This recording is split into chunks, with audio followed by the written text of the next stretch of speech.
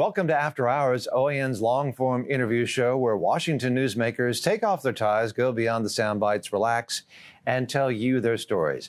I'm John Hines, OAN's D.C. Bureau Chief, Congressional Correspondent, and for better or worse, your Sherpa on this journey. Well, if you want to hear from someone who lived through the 1979 Iranian Revolution, or from someone whose brother was among the 30,000 political prisoners killed in the 1988 massacre, or if you want to understand what it takes to escape a repressive regime and build a new life in America, we have the guest for you. Dr. Majid Sadeghpour is a human rights activist and political director for the Organization of Iranian American Communities. He watched his brother be arrested and later executed for opposing the Iranian regime.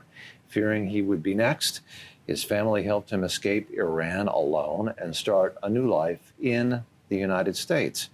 Majid, let's start at the beginning. What do you remember about the day your brother was arrested?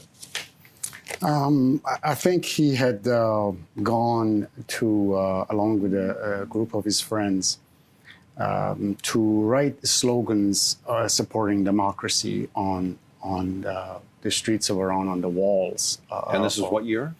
Late 1980, early 1981, I believe. Mm-hmm. So this was shortly after summer of 1981. Yeah, shortly after the revolution. Shortly after, yes. Yeah. About a year and a half after. And so he was going to, was this a seditious activity? No, it was writing a slogan, for pro-democracy, a slogan on the streets of, on a wall in a residential area in Iran. You'll see it at the moment during the protests that occurred in January. You see similar activities by protesters writing. But he must have known that was risky, right? Yes. I mean, that was an act of protest. That was defying the revolution. Peaceful protest, yes. Yeah, but it was defying the revolution, right? It was confronting the growing oppression, and a lot of youth were involved in speaking their minds. Speaking their minds. So he was writing on a wall, and he apparently got arrested. Somebody, yes. Was it a witness who put the finger on him, or did somebody call the police and say there's a guy here? And yeah. What happened? Great question. I think what is happening at the moment right now in Iran is actually very synonymous to what happened at the time. The regime, at the time the Iran-Iraq war was going on, there was a conflict externally. Mm-hmm. So the regime had enacted many supposed judiciary or really prosecutory actions, including creating revolutionary courts to oppress dissent, and also created on the streets that beginning versions of the IRGC had regular patrols on neighborhoods throughout, some hidden, some in cars. And so they were beginning that infrastructure. And it is that infrastructure that identified him. And they are using that very tactic at the moment, using the cover of the conflict with the United States. So what do? Do they have just spies everywhere? Yes. Or what? Yes, that is correct. It's a police state without any leaks. So somebody sees you walking down the street, and this guy, your brother, yes. Writes something on a wall. Yes. And is it like a shopkeeper who calls the IRGC or calls somebody or calls the police, or what happens? Right. Or well, over the 45 years, really from inception, but more so today, with the advent of technology, over 45 years of appeasement by Western nations, particularly Europeans, the regime built a very sophisticated intelligence operation. More sophisticated than the Shah? Without a doubt. Is it worse than the Shah? I think it is worse than the Shah. It's much more advanced than the Shah. It is because the Shah this is the problem with the Shah, right?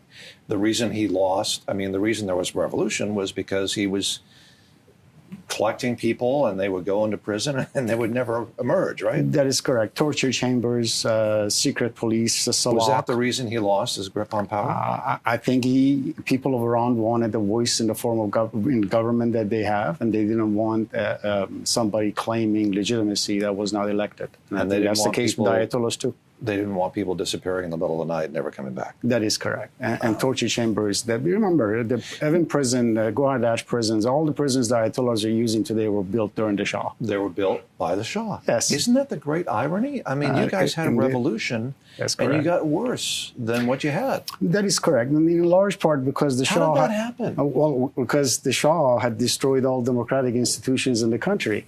I know. The closest so there was nothing. There was no infrastructure. There was no governmental. There was no free infrastructure.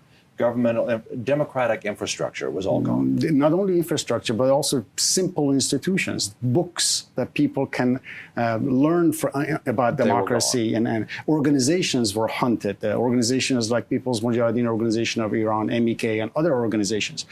All of their members were in jail. The people by the Shah. By the Shah. And even after Khomeini was allowed into Iran, it was weeks before the MEK members or other secular political prisoners were let out of jail. Mm-hmm. And one wonders how that could be possible, that the Iranian army would not be dissolved, and that the Khomeini would be allowed to come into the country and build this network using the mosques, while the people who actually fought against the Shah to weaken it so he falls were still kept in jail while Khomeini was sitting and organizing. And that void is in large part the reason why these guys were able to usurp power. Then they created an external conflict with Iraq, essentially prodded it to occur, and it did, and used that as a cover to consolidate power. And very similar infrastructure of external war is being played out to try to keep the population at the moment as we speak. Was the Shah, he thought that he was loved by the people of Iran, wasn't he? Didn't he say that? Most dictators seem to believe that. The Ayatollahs originally helped the CIA put the Shah in power. Without a doubt. The kings and the monarchs kings and the Ayatollahs tend to work together. And throughout history, that's been the case and has been the case in Iran for sure. How did the split? How did the split develop then? I think they never did. I think you had a fascist in Khomeini who was a great opportunist, and I think with the prodding and help from outside force, was essentially given enough legitimacy to enter Iran. Who was the Ayatollah? Where did he come from? Why was he in France? He had some differences. He, like I said, he's a fascist. He wanted rule. He wanted more power. He wanted more. So the Shah kicked kicked him out? Essentially, yes. Yeah. But he went to Iraq. There he was fomenting fundamentalism, wrote a book, and causing problem for the Shiite establishment in Iraq. And so essentially he was kicked out of Iraq into Paris, but Shah made sure nothing happened to him. In fact, the Shah made sure nothing happened? Of course, yes, of course. There is historical record. The Shah's diplomats instructed the French to make sure he's protected, and that's where he was. He was protected. Why would the Shah have protected this person? I think he did not want. The Shah of Iran had great relationship with the Ayatollahs in Iran. He imprisoned some who wanted a secular form of government, but he also had great relationship with the fundamentalists. Fundamentalists, after all, were a significant part of how he ended up in power. The coup d'etat, the U.S.-backed coup d'etat, would have never succeeded without the help of Ayatollah Khashoggi and others in Iran. So, if he had a good relationship with the Shah, why did he exile the Shah? If the Shah had a good relationship with the Ayatollah Khomeini, the original Ayatollah, the one everybody remembers, why did he exile him? Yeah, he had relationship with the Ayatollahs, the establishment of the clerical network in Iran, in cities of Qom and Mashhad and others. But Khomeini was an outlier. Even within the Shiite establishment, he was an outlier in Iran. He created noise, and the Shah didn't like that. He went to Iraq, and he still became an outlier. And the Shiite establishment there didn't like him there either. But what you're saying, I mean, according to what you're saying, the Shah then told the French to take care of him and protect him. Yes. Even though the Shah didn't necessarily like him. That is correct. And didn't want anything to do with him. That he was still an Ayatollah. He fooled. So what is it about the Shah that made him respect this Ayatollah that he didn't like? I think he didn't want problems at home. He didn't want to spark protests and revolution Perhaps. because... I can't speak for the Shah at the time, but perhaps. When we come back, what was the Iranian Revolution like and how did it start? You won't want to miss it. Welcome back, everybody. We are speaking with Dr. Majid Sadeghpour, who is a human rights activist.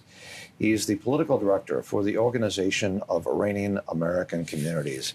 And he survived the revolution in 1979 in Iran when the Shah fell from power. What do you remember about that revolution?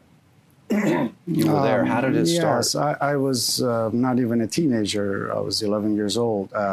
Joy? It started out with joy? Without a doubt.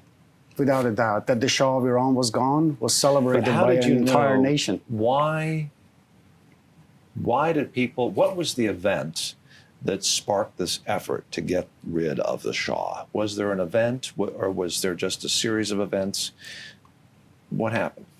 And how did you know that he was on his way out? I think you need to go back to how he came to power. He came to power through a coup d'etat. Mm-hmm. And shortly thereafter began creating the secret police Savak and the prisons that I talked about earlier. Mm-hmm. And in order to remain in power, he persecuted secular voices in society. Many people disappeared, others were assassinated, writers, poets, artists, intellectuals were imprisoned and killed. And so the network of protests, including the MEK, for example, was formed in those years. MEK is what? MEK, People's Mujahideen Organization of Iran. Mm-hmm. And that is just one of a number of organizations that were secular in their political viewpoints. Mm-hmm. And so they wanted a ballot box to be the measure of legitimacy. And the Shah certainly represented foreign power over Iran and represented unelected rule. And so their effort was highly persecuted in Iran.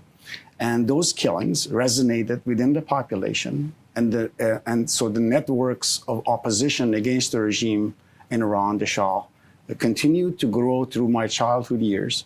I remember the protests slightly growing, and there was a turning point where President Carter actually invited Shah here to the White House. Mm-hmm. And there were student protests outside the White House. I remember on Iranian TV as a child watching Shah tear come out, and I asked my parents, why was he crying? And they said, no, it's tear gas. Nobody told me at the time what tear gas was, why that was, but it was because they wanted those protesters to leave outside the White House. But that said, President Carter comes back to Iran, and actually they raise a glass at the ceremony saying, and he's recorded as saying Iran is an island of stability in the Middle East. Mm-hmm. I remember that dinner being broadcast on national television. But shortly thereafter, in my lifetime, it was probably a tenth of my life, a little bit over a year, the Shah in Iran was gone. And what happened was the President Carter come back to Iran. There was this pivotal moment, the Jaleh Square massacre, the Black Friday, where in a square in Tehran, there were peaceful protests, unarmed protests, and against the Shah, mm-hmm. and opened fire. I have on my desktop, on my computer, that picture as a continuous reminder of Iranian people's struggle against single-party rule, where piles of people are on top of one another with soldiers shooting at them. That's a vivid picture. That and others, and executions, publications like the New York Times, the Washington Post, starting writing about Iran's torture chambers and the killings. And so President Carter really pressured Shah to stop these persecutions, at least in the open. Certainly, the child going to protests, witnessed that. Mm-hmm. I saw the protests getting much bigger. I saw, instead of hearing the bullets, I never got shot at, but I would hear the bullets, but it was no longer the bullets, but just police running around with batons, mm-hmm. chasing protesters, which mm-hmm. wouldn't scare them, and tear gas at most. And so sooner or later, those protests continued to grow and grow and grow. And there was that one instant that it overwhelmed the Shah. And he essentially had to leave Iran, and the regime fell. That's a lesson that the Ayatollahs have learned really well. The killings that occurred in January and in the years past, that occurred in the protests in Iran, do demonstrate that this regime, one, has learned the lesson and it will not stop killing, because that's the only way it can stay in power. And They two, will not stop killing. That's correct. And two, that it is less susceptible, not that it is indispensable in these efforts, but it is less susceptible to foreign influence in its oppression of the Iranian people. i.e., it's not one singular individual abroad that can tell it to stop killing, but it does stop. So that complicates the matters. That means that the change cannot occur from outside of Iran, it has to occur inside Iran. That means that the network of resistance of Iran needs to be strong enough to survive and build and finally overwhelm the regime.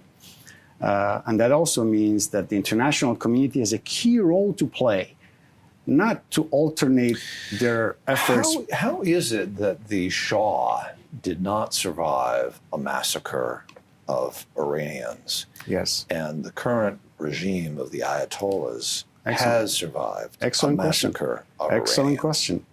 Excellent question. The regime in Iran recognized early on, I'm talking about the very time that they killed, before they killed my brother, at the time when they arrested my brother in 1981, they realized they lacked true political legitimacy. Who? The Ayatollahs. The Ayatollahs. Okay. In order to maintain and be able to kill the Iranian people and remain in power and consolidate power, they needed a number of things. So their strategy was multifold. Oppression inside Iran, create the IRGC, create the Quds Force out for operation. The which force? Quds Force, or the Jerusalem Force. Qasem Soleimani was the chief of Quds Force for a long time.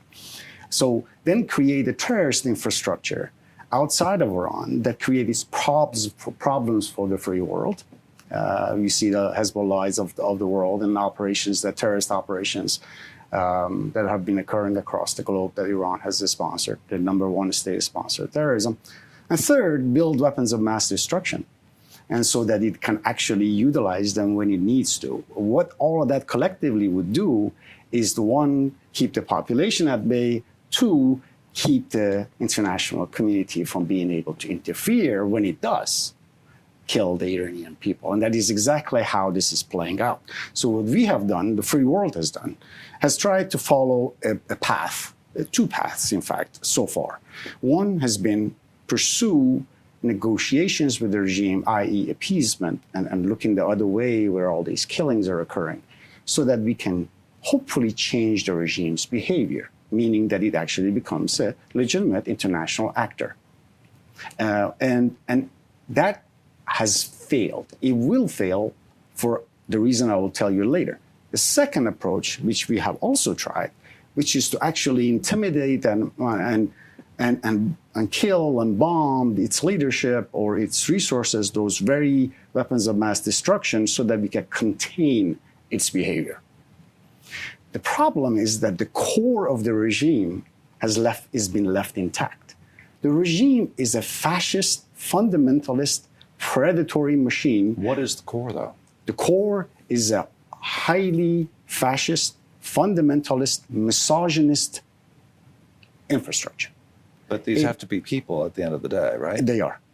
They are. But they're pervasive. We began talking about that network that was built at the very earliest stages, the very people who gave away my brother's name. That infrastructure of, what is the correct word for it? It's very pervasive, systemic. People's livelihood depends on it. People's survival depends on it. And so the state uses executions and persecutions as a tool of survival. It doesn't use it as a form of justice. And so in this environment, the free world has actually played into the Ayatollah's hands. How so?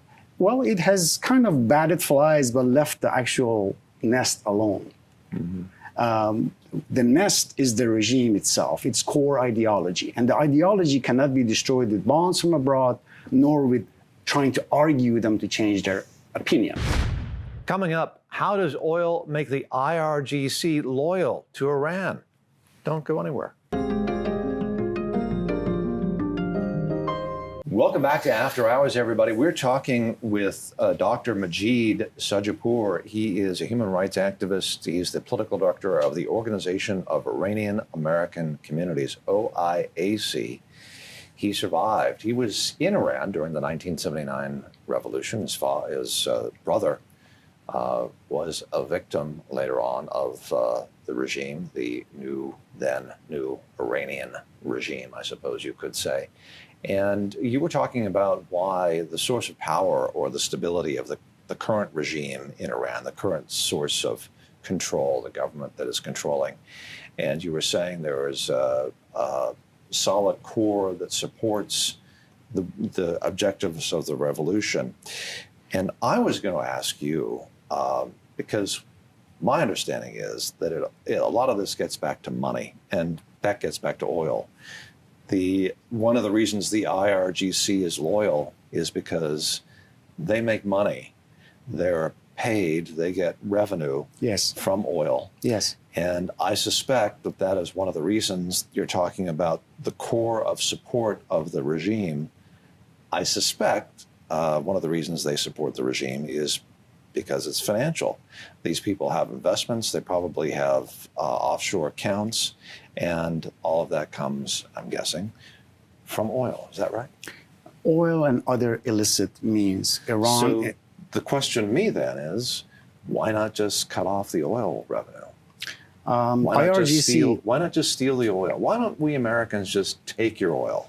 That is not a decision that I can comment on. I'll say the regime in Iran survives beyond the oil. I remember when I was a young man, when the IRGC members... But it seems to me it's that old cliche, follow the money, really. I mean... those Ayatollahs, the Qasem Soleimani recruited Qasem Soleimani, the IRGC commander that was killed by President Trump's effort when Secretary Pompeo and President Trump, during the first term, when he was killed, was a Quds Force commander. His efforts in Syria is well documented, in Iraq, in killing American soldiers is well documented. So I am glad that he's eliminated, and I think he has changed the course of history on Iran and in the Middle East in doing so. So that the credit is due to those men and women who made that decision and carried it out. But the regime in Iran, I would have to say, on the streets of Iran, on the neighborhood level, has got infrastructure. There may be few comparing to a 90 million plus population, but nevertheless, they're the ones who hold the guns and hold the bank account and hold the money. And so it is important to recognize that the driving force is an ideology. The driving force is an expansionist worldview. The driving force is women hunting, misogynist. And so the force... Women hunting? Yes, is a misogynist entity. Just like Hitler had anti-Semitism as his driving force for his predatory behavior, the Ayatollahs have had misogyny as the driving force, not just money, misogyny. What do you mean by that? What are you talking about? Women are commodity in Iran for the regime. What does that look like? Unfortunately, it is very hard to describe. The very first act of oppression by the regime was not hunting protesters in the street or arresting my brother. In fact, the very act that my brother got involved with was motivated, that action was motivated by the fact that the very first act of the regime was the forced hijab. To eliminate half a hijab, which is the garments women wear covering their whole bodies. Yes, and not just that, but also exclusion of women essentially from significant roles in society, eliminating women from participation in major part of life, eliminating rights of women in society. In a culture, we are Persians, we are Iranians. Women are mothers, are our driving force in society. That is why you see perpetual uprisings in Iran. The women have a central key role to play here, have had throughout those decades. Mohammad Mossadegh was the prime minister of Iran in large part because parliament, at the time, I'm talking about 1951, 52, women took up arms under their chadors to make sure that his vote doesn't get hijacked by the fundamentalists. Women have significant players in Iran's democratic movements in Iran. And so the regime recognized that from day one and immediately tried to put the kibosh on it. And so that is why you see the women leadership. That is why you see the Iranian resistance is led by Maryam Rajavi, the president-elect of the National Council of Resistance of Iran. That pedigree of resistance we all get from our women and our resistance movement inside the streets of Iran. To undo the regime of Hitler, we needed America, the democracy, to intervene. Okay, I got to tell you, Americans are so tired of wars and interventions. No. That's not at all what I'm saying. Well, ideologically, the democracy could put foot, not its arms. In the fight against fundamentalism and the Ayatollahs, you need women at the center of this struggle. What I was saying, to address that core, you have to have ideals and opinions and movements that highlight the role of women, that stand for secular values and democracies to combat fundamentalism, that have roots on the ground of Iran, that they have sacrificed for against this regime, not only this regime, but also the regime of the Shah. Maryam Rajavi, whose name I just mentioned, lost a sister to the Shah of Iran in prisons, and lost a sister, a pregnant one, I should say, to the Ayatollahs in Iran. Right? And the sacrifice should be a measure of legitimacy, not pedigree. And so this Mojtaba Khamenei was installed because the son of a former dictator, Khamenei, that was killed by the bombings. This guy, this is hereditary theocracy. The people of Iran had already kicked out hereditary monarchy. The only choice, really, we have tried appeasement of the regime. These people will not change their behavior because of that core. We've tried bombing them, hoping that they will fall. This path, it actually plays right into the hand of the regime. I spoke about my childhood experience of how they used the Iran-Iraq war as a pretext for oppression and consolidation of power. That is exactly what they're doing now. They have those patrols in every corner of every street. They're arresting people there because they're literally looked at the wrong way. And these people disappear and never come back because there is an environment of war. The real answer is in the middle, where the people of Iran can and want to overthrow this regime. That should be recognized. That is struggle. That struggle has arms and legs.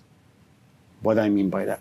Well, the people of Iran have an organized resistance inside Iran in the form of the MEK resistance units that are in operation in Iran. Remind us, MEK stands for again? People Mujahideen Organization of Iran, PMOI. They have been fighting this regime. In fact, they've been fighting the Shah before it fell for the past 47 years, 46 and a half years.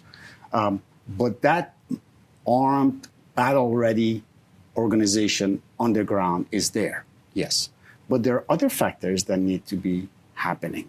In Syria, for example, the United States made it very clear that the United States supported the Syrian people's struggle to overthrow this despotic regime in the waning days of the war. If you notice that war, that conflict quickly blew. Mm-hmm. In Iran, we have let Iran's embassies operate in perpetuity. They have used their embassies, they're whitewashed their crimes against humanity to acquire the resources that they have used to build the very weaponry that we are now bombing. The excavators that they bought from these European countries ostensibly to build metro stations in Iran were never used to build metro stations, but to excavate the very tunnels we are bombing. The short-term viewpoints of selling a few machines worth a few $1 million undermines the strategy that fundamentalist Islam, these guys, are hijacking the free world, not just the people of Iran. And we see it with what's happening in the Straits of Hormuz. The answer lies in the middle. The people of Iran can overthrow this regime, but we've got to isolate them for sure. We got to kick out their embassies. We got to stop them from coming to the UN every time they show up, they're trying to represent the Iranian people. We know they don't represent the Iranian people because they're the killers of the Iranian people. In 2025, and it's more so today, the regime in Iran, I'm using Amnesty International numbers, the regime in Iran accounted for more than 80% of all executions worldwide. How many people? One nation that has only 1% of the global population accounts for 80% on everyone that is put to death by the government. How many people did they put to death? More than 2,000. That's the public number. Mm-hmm. Well, what about that? The protesters who were shot? I heard the number 30,000. Yes, right? that is correct. I meant actual executions that the regime admits. Gotcha. The real number is astronomically higher. So if you reflect on it as a mankind, in other words, the people of Iran in this struggle, the real war is not between the United States and the Ayatollahs. It really isn't. Mm-hmm. The real war is between the people of Iran and that regime. When we return, how is it possible that the Iranian regime is still in power after murdering thousands of people? Find out more after the break. Don't touch that dial. Welcome back, everybody, to After Hours. We're talking with Dr. Majid Sadeghpour, who is a human rights activist and the political director for the Organization of Iranian American Communities, OIAC, survived the 1979 revolution, the revolution that toppled the Shah of Iran and brought the current regime that we're currently tussling with as Americans. The White House is, America is.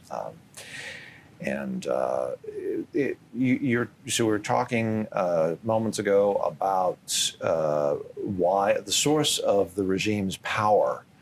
I'm wondering, there was an execution of approximately 30,000 of your Iranian compatriots.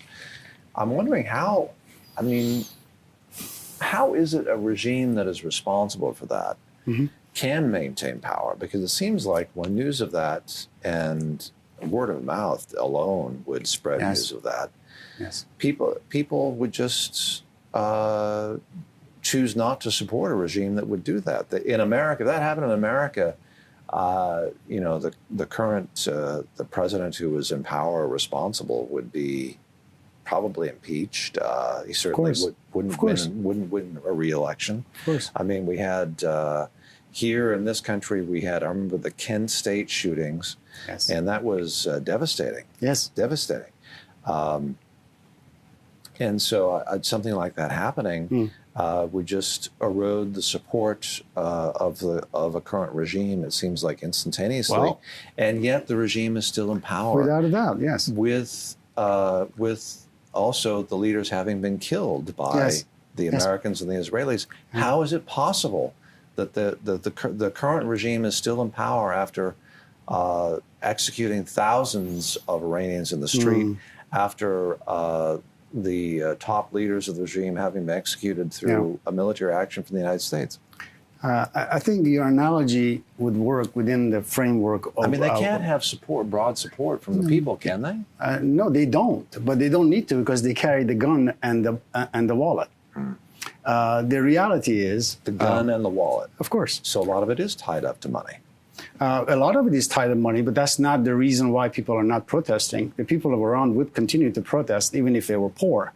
The problem is that if they show up on the street, they get shot and arrested, and their family members and everybody disappears through the coercive oppression machinery that is in every corner, every treetop, every pole in Iran has a censor in it. This is a deep, deep, deep state, and many black boxes, we call, not official prisons in Iran, that hold political prisoners, and families have no idea where their loved ones are. The thing is that you're comparing Kent State and what happens in this country, because this is, whether one can argue this is a full democracy or not, but this is a representative government. Some may not like the government, but it's a representative government because people chose collectively the form of government they want. In Iran, this regime is self-elected, self-imposed.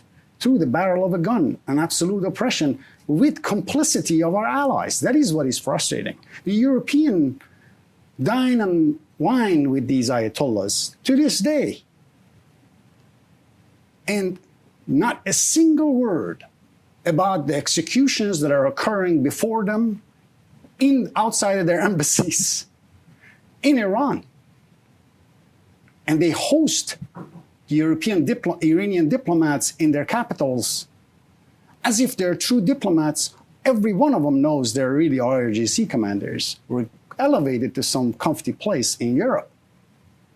Whitewashing crimes against humanity and acquiring resources to build the weapons that we are trying to destroy and to kill Iranians.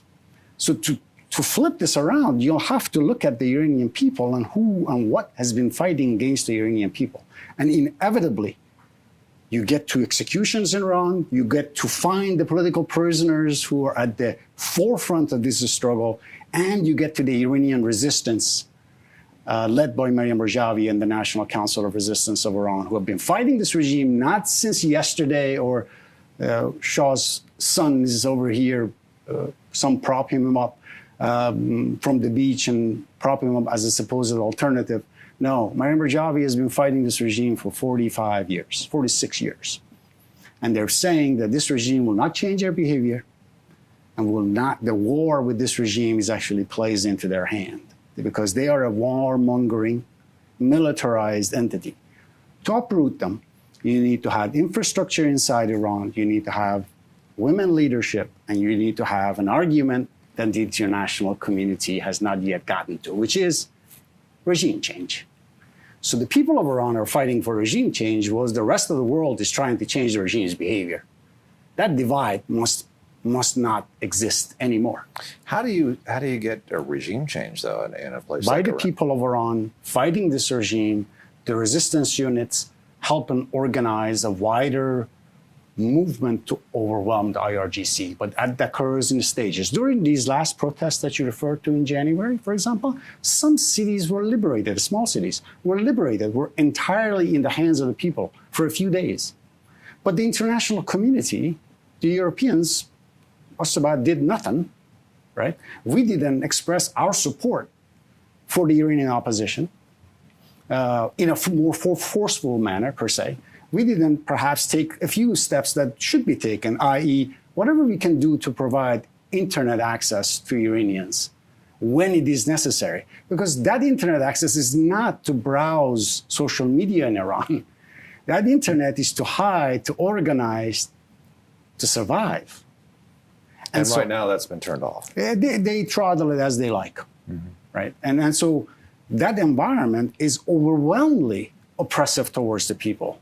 An uprising in an environment just is very similar to when my brother was arrested.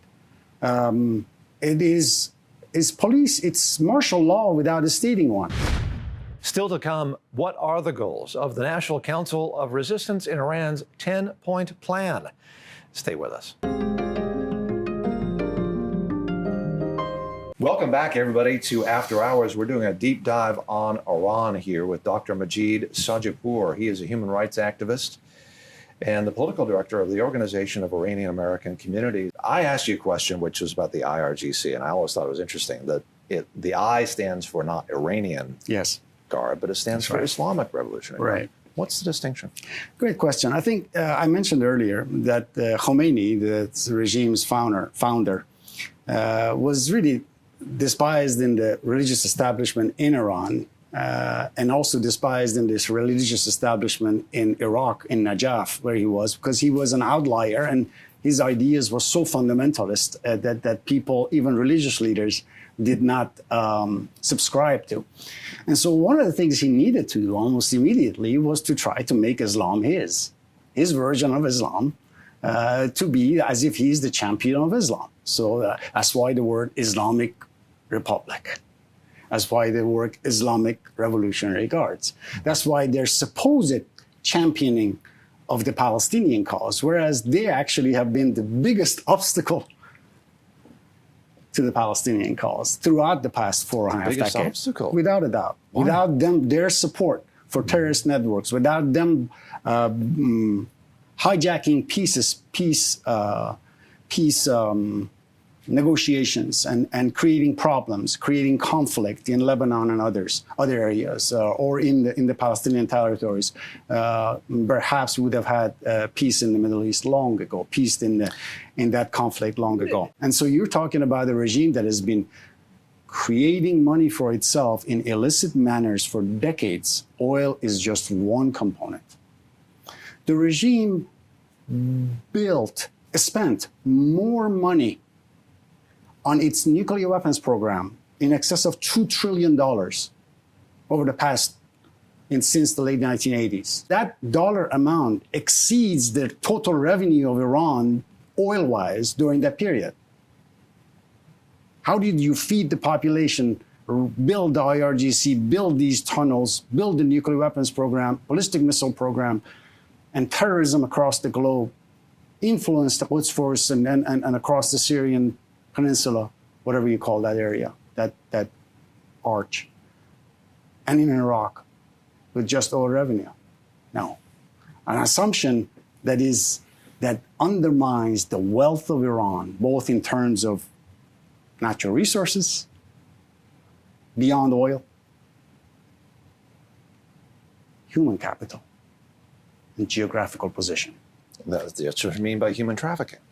Human trafficking is one piece, but what I meant human capital, not just in the form of human capital to be trafficked, but rather intellectual property that they can misuse and abuse. A lot of the technology that they're building are not necessarily external. They are able to reverse manufacture and build internally and be self-sufficient in many aspects. And that's why this regime is a formidable foe. And no one knows that more than the people of Iran and their organized resistance. Where are the Kurds in Iran? They're mostly in the northwest of Iran. Mm-hmm. That's the Kurdistan area of Iran. It borders Iraq and Turkey. And so they go back and forth between the countries. But it is a challenging environment for them. That's why I am happy to support the NCRI, because NCRI has the Kurdish autonomy within the borders of Iran in its plan. I think in order to overthrow this regime, you need an organization that can mobilize and galvanize the voice of its opposition, natural opposition to the regime. That means the oppressed minorities inside Iran, the Kurds, the Turks, the Baluchis, right? That infrastructure is built into the National Council of Resistance of Iran. When I say political support for the Iranian opposition, that's what I mean.